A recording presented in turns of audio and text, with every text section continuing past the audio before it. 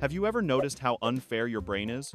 You open a textbook, and in 30 seconds your eyes get heavy, your mind starts wandering, and suddenly you need water, you need to clean your desk.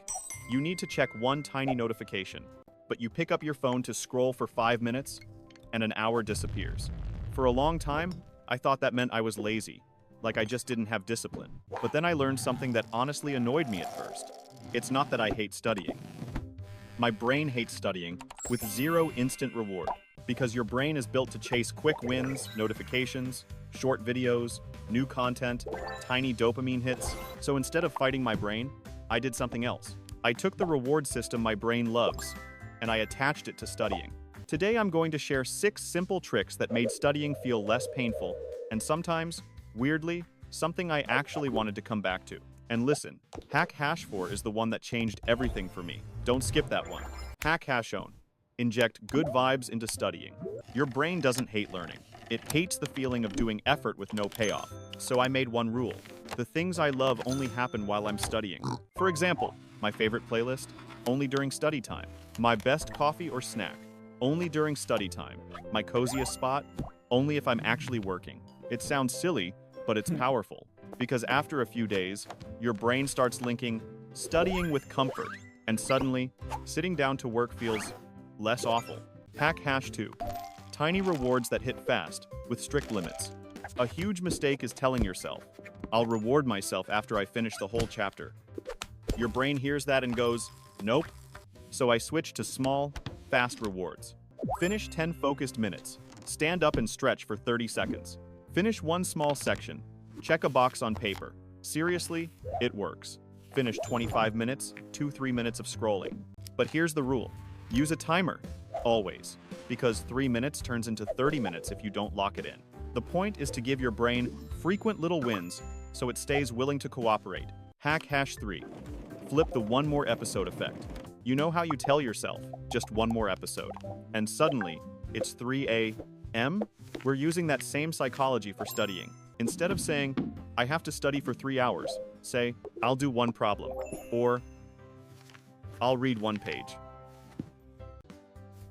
When the goal is tiny, your brain doesn't feel forced, and once you start, continuing is way easier.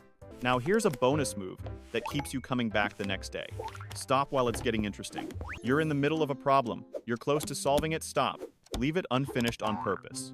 Your brain will itch to return because it hates open loops. It's basically a cliffhanger for your homework. Hack hash 4. Turn studying into a game with points. This is the game changer. Let's be honest.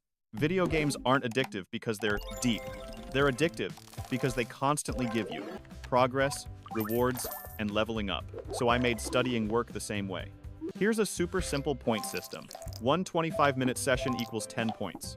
Finish one section equals 30 points.